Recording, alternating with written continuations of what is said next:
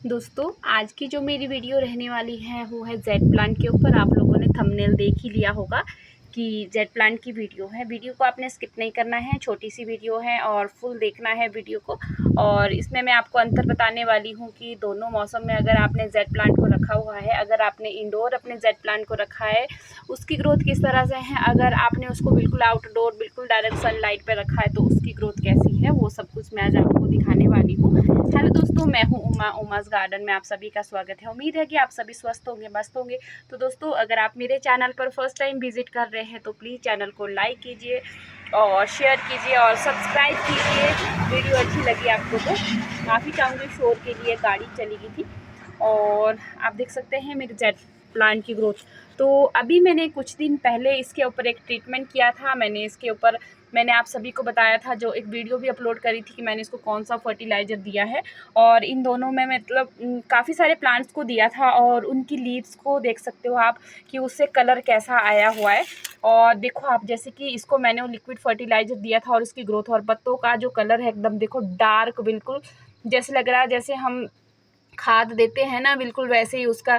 अगर हम किसी चीज़ को कंपोस्ट वगैरह नहीं देते हैं ना, अगर नॉर्मल हम अपने प्लांट को लगाते हैं तो उसका हल्का सा कलर येलो सा होने लगता है, जिसकी वजह से उस प्लांट की उतनी अच्छी ग्रोथ भी नहीं होती है और येलो येलो से और हल्का हल्का सा येलो दिखने लगता है और बाद में वो प्लांट क्या हो जाता है, हमारा ख़राब हो जाता है। तो हमें अपने प्लांट को देखो आप, यहाँ पे लग रहा है कि जेड प्लांट का पत्ता है, देखो कितने मतलब बहुत ही बड़ा हो गया इसका पत्ता, देखो आप देख सकते हैं। और ग्रोथ देखो जेड प्लांट की कितनी अच्छी है, देखो। और भी इसकी ना ट्रिमिंग करने को हो रखी है अभी, और आप इसकी ट्रिमिंग कर सकते हैं, जैसे कि ये देखो इस तरह से पिंचिंग करते रहो बस।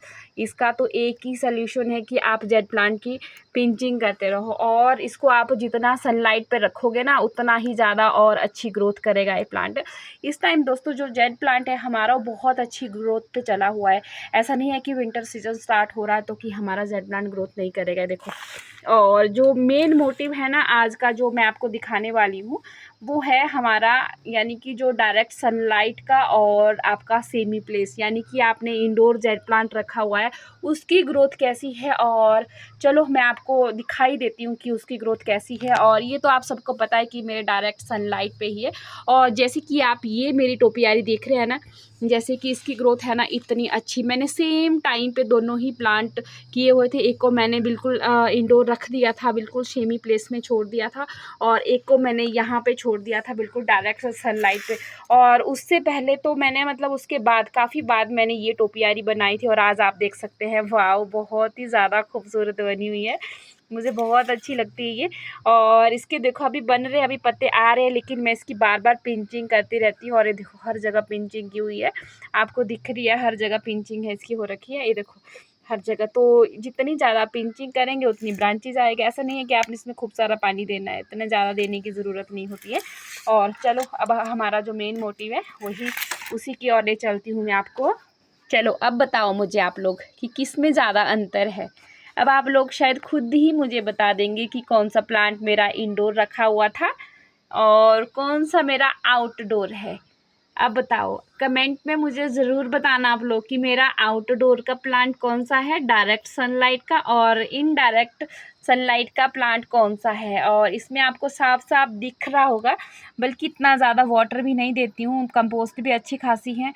तो इससे साबित होता है दोस्तों कि अगर आप अपने प्लांट को जितना मर्जी कंपोस्ट दे दो, जितना मर्जी खाद दे दो, और अगर आप उसको अच्छी सनलाइट नहीं दोगे तो दोस्तों आप देख सकते हैं इसको मैंने कितने अच्छे से ट्रिम भी कर दिया हुआ है। आप लोगों को पता चल गया होगा कि ये वाला जो मेरा, ये सभी मेरे यहाँ पे आउटडोर थे और ये मेरा इंडोर प्लांट था। तो इंडोर दोस्तों हमारे प्लांट की ना ही इसका स्टेम अच्छा बनता है, जैसे आप देख सकते हैं बहुत, आप चाहे जितना मर्जी इसको खाद पानी दे दो, जब तक इसको सनलाइट नहीं मिलेगी दोस्तों तो आपका प्लांट अच्छे से ग्रोथ नहीं करेगा। और इसकी देखो यहाँ पर ट्रिमिंग करने को हो रखी है, देखो इस तरह से। तो आप लोग अपने प्लांट की ट्रिमिंग ज़रूर करें इस तरह से। और अब इसको मैं डायरेक्ट सनलाइट पे रखूँगी, जो मैंने गलती करी वो मैं अब नहीं करूँगी, इसको डायरेक्ट सनलाइट पे छोड़ूंगी। और अब आप इसकी ग्रोथ देखना, नेक्स्ट टाइम मैं आप लोगों के साथ शेयर करूँगी। तो ये इतनी अच्छी ग्रोथ होगी इसकी ना। तो जैसे कि ये वाली हो रखी है ना, यहाँ पे आपको दिख रही है, इन सब की ग्रोथ दिख रही है, देखो यहाँ पे इतनी ज़्यादा प्लांट, और इनका स्टेम देखो सेम एक जैसे हैं, और स्टेम देखो कितना अंतर है इनके अंदर।